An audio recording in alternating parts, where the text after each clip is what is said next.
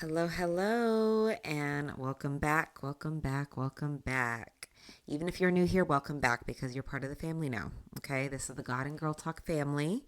I'm Chris, and I'm so excited to have you here because today's topic is going to be something that I feel like is on my heart right now for someone to hear, especially as we get into this new year. We're in February now, ladies. We are in February.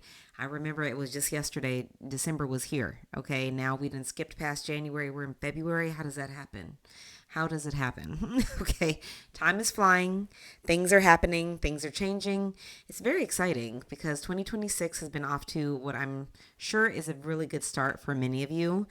Hopefully, everybody is sticking to their intentions, maybe not goals, but intentions, what they said they were going to do on a daily basis. They're hopefully praying, talking with God, meditating, starting your business, whatever that is for you.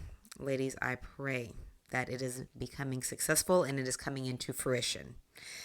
And what we are going to talk about today is how to not let that progress that you have made derail you. Like, don't let other people's progress, is what I should say, derail you. And we're going to be talking about running our own race here because this has been on my heart to share. After God redirected me back to the parable of the talents, where Jesus is giving a parable of the kingdom of heaven, saying that the kingdom of heaven is like a Lord who has left and gone on a long journey, but he entrusted his three servants with different talents, which are sums of money back then. It's like actual wealth, like bricks of silver, I think is what it translates to. And how there was one servant where he entrusted 5 talents to, 5 bricks of silver. Another he gave 2, and another he gave 1, according to their own abilities. Of course, we take that today in modern day times to be like actual talents, like the gifts God gives us.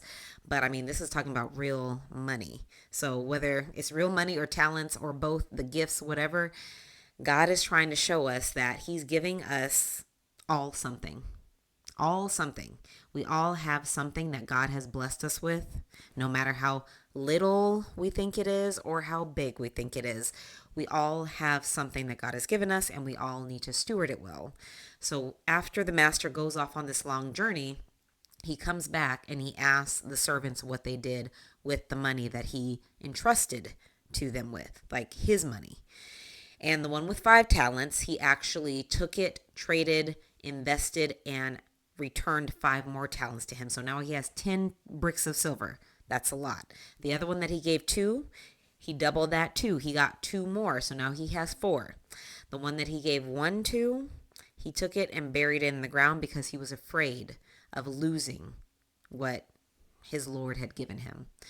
So with that is where we're going to jump in, is because I want everybody to see, like, our focus is so important. It seems like the focus for the servant that had 5 talents and the focus for the servant that had 2 talents were very different from the servant that had 1 talent. He was focused on loss and not being able to make a return on his master's investment. So he did nothing. He hid it. He didn't try at all.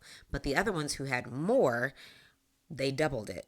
They were given something by their master that they already knew was going to be blessed, and they knew that their Lord and their master was probably a very respected person, that they could take that money, which is already a very large sum of money, and they can make more money. So their focus was now on multiplication, adding value, getting their master more.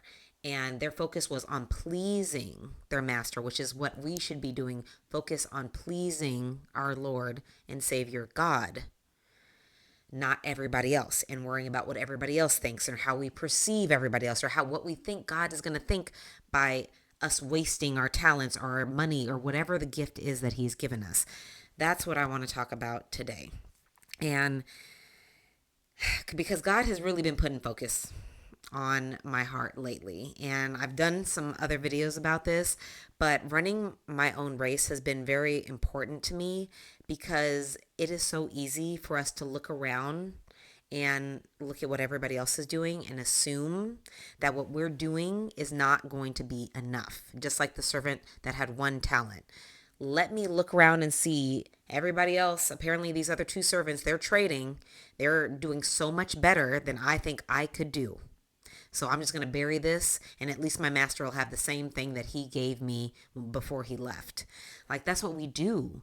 We always think somebody else's gift or the amount of money that somebody else makes is so much better than what we have and what God has entrusted us with. So we decide to do nothing with what he's already given us. And that is not what God's design is for us. That is not what he wants for us. He wants us to multiply. He wants us to add. He wants us to look at him and say, all right, Lord, I know and I see and I have what you have given me. Let me make more, because that's God's math. Okay, multiplication. How do I double this or triple it or quadruple it? God has no limits. Not how do I take what he's given me and bury it in the ground because I'm looking around and I don't think that what I was given was enough for me to multiply. I don't think what I was given was enough as this other person that's now multiplying what they have. It's not enough. So we don't want to be like the servant that is looking at all the lack, perceived lack that he has. They used to have a brick of silver. You could do a lot with that. A lot. We want to be like the servants that have 5 talents and 2 talents, and we want to take what God has given us and we want to multiply it. Okay. And I will say that one of the ways that I'm going to get into in a little bit that we're going to be able to do this is going to be something so small that you are probably not even going to realize how much of an impact it's going to make in your life once you do it. But I want to say, go back and read the parable of the talents. And where I want you to focus specifically on is Matthew 25, verse 19 through 30, and realize that you cannot look around and see what everybody else is doing and think that you don't have enough, and think that when you get up to your day of judgment that you're going to tell God or Jesus, like, what you gave me, it wasn't enough. I couldn't do anything with it, and think that they're going to accept that answer. Absolutely not. If you read in Matthew 25, verse 19 through 30, you will see that each one of those servants is judged independently, not as a group. If they were judged as a group, I think they would have had, how many? 15 talents between them, but they weren't.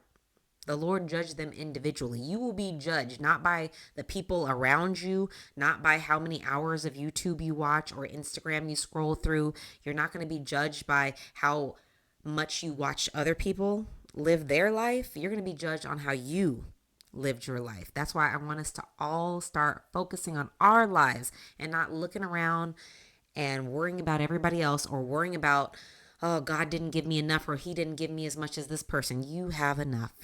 You have enough. You have enough to be able to multiply what God has given you.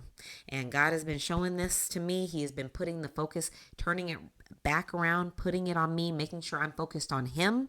So I stay aligned to him as the prize, not looking around at everybody else and seeing what they're doing and what they have and what I don't have, because that doesn't help anybody. We need to shift our focus and run our own race. So with that backstory and a lot of talking, I'm just going to give you the one thing that you need to do starting today. Practical steps, because this is what this channel is about. It's about biblical wisdom and inner work. Inner work is taking the action. So you can read the Bible all day. You can recite scriptures. You can dissect messages, because trust me, I like to do all of those things. You can pray until the cows come home. But at the end of the day, in the parable of the talents, those 2 servants that were actually given money and doubled it and made more, they took action. It said they went and traded and made more. That's an action. They didn't sit. They didn't bury it in the ground like the last servant. That's what happens when you're focused on everything else. You are not taking action. You're burying, and you're just sitting there waiting for something good to happen to you. God did not design it like that. I'm going to be real honest with you. And some of us may be taking action, but we may not be taking all the right actions. That's where we need the clarity time. That's where we need to get on the same page as God, because God's already got the page. He's just waiting for you to get on the same one. Okay? And that's why when you are getting outside of yourself, when you're worried about everybody else and everything else, I'm going to need you to take the phone, to set it aside, and go upstairs or go to your room or go to an office or go to a very quiet place and spend 1 hour a day for a week at least, because you have it. Please don't tell me you don't, because cut off the Netflix. Talking to myself here too, because I have all these same problems. Stop the scrolling, put limits on your phone. Been there, done that, okay? It's not impossible to take 1 hour a day to pray, to meditate, to talk with God, to plan, or to start acting. 1 hour a day. And you may be in the season where you need some more clarity. Like, there's something happening within you, because trust me, I was just in that season a few months ago where I'm like, God, I don't know what you have for me. I feel something, but I don't know what it is. So now I got to pray and I got to fast and I got to ask you about it, because I don't know. Now, definitely think I have the clarity.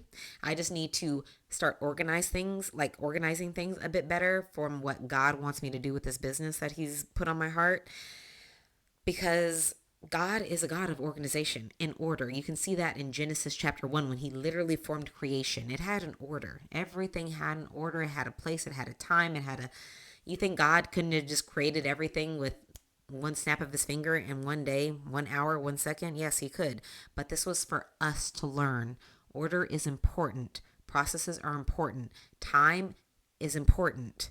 I could have finished everything in 2 seconds, but I took 7 days to complete it. These are all things that we need to pay attention to in the Bible, because he gives us all the steps, and all we have to do is read it and think about it and dissect it, talk to him, ask him questions, do all the things. And that takes time. So if you think that an hour is way too much, you could either take an hour or you can continue to be confused for years. Because I know some people, unfortunately, watching this, because I was one of y'all, one of these people that was so unclear on what God wanted me to do. I felt like I was walking around in the wilderness for years and years and years. And now I finally feel like I have clarity, because I finally slowed down and I took the time I needed and spent that with God to start asking him those questions. So your hour is going to look different from somebody else's. You could be spending that time in prayer. You could be spending that time journaling. You could be spending that time outside, just meditating. You could be spending that time planning, because you already got the message and you're like, okay, I know what I need to do now. Okay, time for me to plan and see what needs to happen. Or you could be acting. Okay, I know for me, I jump into actions too quickly sometimes, and God's working with me on that. Okay, we all have our things. But now God's like, okay, circle it back, because we gotta do a little organization here. So I like to act sometimes, but now I'm gonna regroup and I'm gonna say, okay, God, now let's get the plan going. So whatever that hour looks like for you, I need you to start taking it. I do. And I promise your life will start changing. I promise, even after a week, you will feel so much better. People underestimate what they can do in either a moment or with an hour a day, and they overestimate what they can do in a year. And then they get to the end of the year because they've had no clarity, nor organization, no plan, and they don't meet the goals that they set out that they thought were so important at the beginning of the year. And then they get down on themselves, and then they don't want to do all the things, and then they start beating themselves up, and then they think, what's the point? Like, I've done videos on this. I don't really like goals. I like intentions and setting intentions, but hey, we all have our things. The point I'm trying to make is, don't be one of those people that thinks that you don't have an hour in the day, because you're just going to continue to be confused for years. Like, we've all been there, to where we have something on our heart and we don't execute on it. And then we're looking back 2-3 years later and we're like, what happened to that? Like, why didn't I ever do it? And it's because we overestimated what we could do in a year, and we underestimated what we could do in an hour, in one day, and then the second day, and then the third day. So I wanted to share that, because I think people overlook time. And I know God has put so many things on my heart, but time is one of them. Like, my time is not really my time. God lets me get away with a lot, okay? But he told me a long time ago, this is his time. So I better be doing what he needs me to do. And I'm like, okay, God, so what does that look like? And I'm tired, so I need you to give me the strength, right? Like, we all feel tired. So if you think an hour is too much, take 30 minutes to journal. Get your thoughts out on paper, pray, meditate, whatever your thing is. Take the time to do it now and stop waiting. Stop waiting. And I'm saying this from personal experience, okay? And I wanted to share because I think this will help somebody. God had me create a Dominion mindset guide. If you don't know what Dominion is, it is God's original design for us, which is walking in our power and our authority here on this earth and accomplishing what our purpose is with Him, whatever that may be. A lot of people don't even realize that we have gotten so far away from our purpose, our confidence, and our self-belief and our self-trust with God. Like we've broken that connection time and time again with God and ourself, that we don't even remember, we don't even know half the time why we're even here on this earth. And we just walk around aimlessly, confused, overwhelmed, anxious, and depressed because we don't even understand God's original design. So this book that I created is actually a biblical dissection that God gave me of Dominion, His original creation for us, and inner work, which are all the practical tools that we need to start diving into those inner thoughts and rewiring and renewing our mind with God that I think we lost a long time ago, myself included. That's why He had me make it. So when I did this Bible study with my community, they definitely had a lot of transformation that came from it. And I am making it available to people now because of the impact that it made on those people's lives. And there's testimonials on the website, and you can read reviews and all the things. Just scroll through the pictures that I have. And if it helps you to remember and start running your own race with God and start focusing on yourself and realizing that you are being judged individually, and it is going to happen. God wants you to live out your purpose with Him, but you can't do that if you're worrying about everybody else around you. So let's start running our own race, ladies and gentlemen.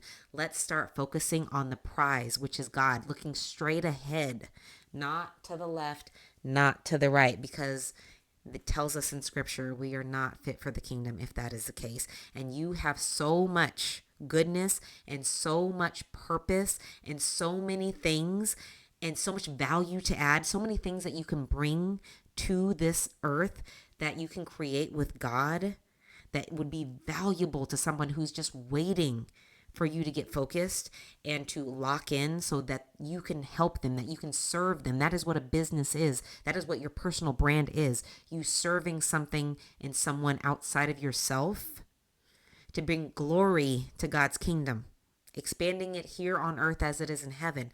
That is our purpose, okay?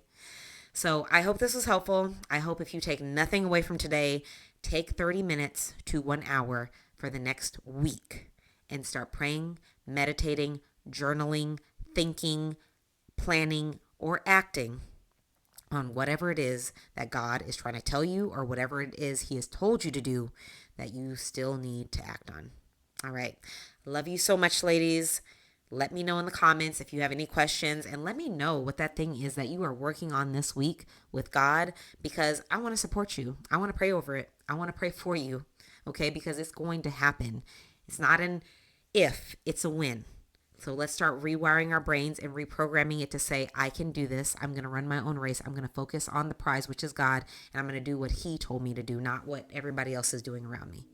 All right. Until next time, love you ladies so much. Bye.